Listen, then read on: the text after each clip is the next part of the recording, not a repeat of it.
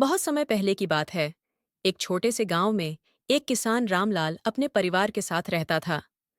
रामलाल मेहनती और ईमानदार व्यक्ति था। उसके पास थोड़ी सी जमीन थी, जिस पर वह खेती करता था। उसका परिवार छोटा और खुशहाल था, लेकिन उनके पास ज्यादा पैसे नहीं थे। एक दिन रामलाल के गांव में एक संत आए। संत गांव वालों को सच्चाई और ईमानदारी के महत्व के बारे में सिखा रहे थे। रामलाल ने संत की बातों को बड़े ध्यान से सुना और अपने जीवन में उन्हें अपनाने का निश्चय किया। कुछ समय बाद रामलाल की फसल बहुत अच्छी हुई। उसने सोचा कि वह अपने अनाज को बाजार में बेचकर अच्छा मुनाफा कमा सकता है।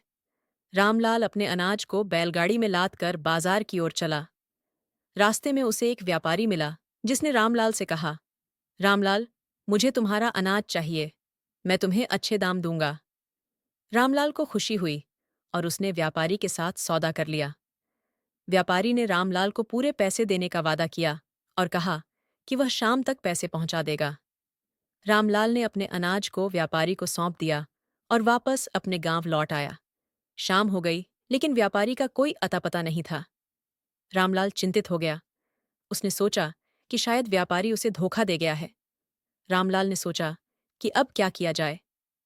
रामलाल ने संत की बातों को याद किया और सोचा कि सच और ईमानदारी में ताकत होती है।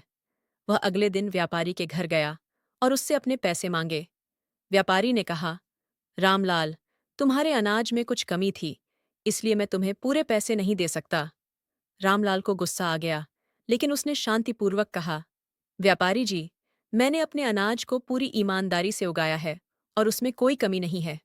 आपने मुझसे पूरे पैसे देने का वादा किया था।